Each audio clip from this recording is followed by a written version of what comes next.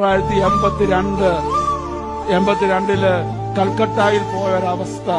കൽക്കട്ടയില് ഒരു കൗൺസിലേറ്റിന്റെ സൈറ്റ് നോക്കാൻ വേണ്ടി പോയതാണ്. എസ്കോർട്ട് പോയ സമയത്ത് ഞാൻ തിരിച്ച് കൗൺസിലേറ്റിലേക്ക് വരുന്ന സമയത്ത് ഒരു കുഞ്ഞ് സൈഡില് ഓടയുടെ മണ്ടയ്ക്ക് കിടക്കുന്നത് ഞാൻ കണ്ടു. സൈഡില് ഓടയുടെ മണ്ടയ്ക്ക് കിടക്കുന്നു, കമന്ന് കിടക്കുക. ഞാൻ ചോദിച്ചു, എന്റെ ഡ്രൈവറോട് ചോദിച്ചു, നിർത്താൻ പറഞ്ഞു കാറ്. അങ്ങനെ ഞാൻ പറഞ്ഞു നിർത്താൻ പറഞ്ഞു. കാറ് നിർത്തി ഇറങ്ങിച്ചെന്ന് അവിടെ ഒരു മാടക്കട തൊട്ടടുത്തുണ്ട്.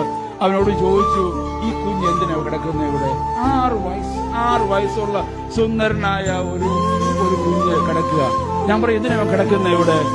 അവനോട് പറഞ്ഞു, സർ, ഈ കംസ് ഹിയർ, ദിവസം 2 വട്ടം വന്നവൻ കവന്ന് കിടക്കും. ആ ഓടയിലൂടെ ഒലിച്ചു വരുന്ന, ആ സൂവർ സിസ്റ്റത്തിലൂടെ ആ ഓടയിലൂടെ ഒലിച്ചു വരുന്ന ബ്രെഡ് ക്രംസ്, ആരെങ്കിലും കഴിച്ചതിന്റെ ബാക്കി വരുന്ന ഫുഡ് എടുത്ത് ആ ഓടയിലെ വെള്ളത്തിൽ തന്നെ കഴുകി 2 നേരം വയറ് നിറയ്ക്കുന്ന ഒരു കുഞ്ഞിനെ കണ്ടപ്പോ എന്റെ ചങ്ക് തകർന്നുപോയി. നമ്മളൊക്കെ 3 നേരമല്ല, 4 നേരമല്ല, 5 നേരമല്ല ആഹാരം കഴിച്ച് വയറ് നിറച്ച് ഗ്യാസിന് മരുന്ന് കൊടുത്ത് കൊളസ്ട്രോളും എല്ലാ അസുഖങ്ങളും ഉണ്ടാക്കുന്ന സമയം ഈ ലോകത്തിന്റെ നാനാഭാഗത്ത് എത്രയോ കുഞ്ഞുങ്ങൾ അതുപോലെ ഒരു നേരത്തെ ആഹാരം കഴിക്കാൻ വഴിയില്ലാതെ തെണ്ടുന്നതായ സമയത്ത് നമ്മൾ ഓരോരുത്തരും 3 നേരത്തെ ആഹാരത്തിൽ നിന്ന് 1 നേരത്തെ ആഹാരം മാറ്റിവെച്ച് അതിന് ചെലവാക്കുന്ന പൈസ മാറ്റിവെച്ച് വലിയ തിരുമേനിയുടെ കയ്യിൽ കൊടുത്ത് അവരെ സഹായിക്കുന്നില്ലെന്നല്ല ഞാൻ പറഞ്ഞത്.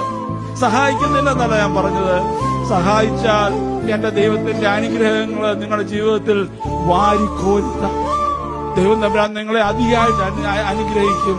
നിങ്ങളുടെ ഇല്ലായ്മയിൽ നിന്ന് ചില്ലിക്കാശിന്റെ, ആ വിധവയുടെ ചില്ലിക്കാശിന്റെ കാര്യം പറഞ്ഞ കൂട്ട്, അങ്ങനെ നിങ്ങൾക്ക് ദൈവം തന്നിരിക്കുന്ന അനുഗ്രഹങ്ങള് അന്യർക്ക് പകർന്ന്, സ്നേഹം പകർന്ന്, ദൈവത്തിൽ തിരിച്ചു വന്ന് ദൈവത്തോട് ചേർന്ന് ഈ ലോകത്ത് ജീവിച്ച് നിത്യത പ്രാപിച്ച് സ്വർഗരാജ്യത്തിൽ വെച്ച് കാണുവാൻ ദൈവം നിന്നെയും എന്നെയും ഇടയാക്കട്ടെ എന്ന് പ്രാർത്ഥിച്ചുകൊണ്ട് എന്റെ വാക്കുകളെ ചുരുക്കുന്നു.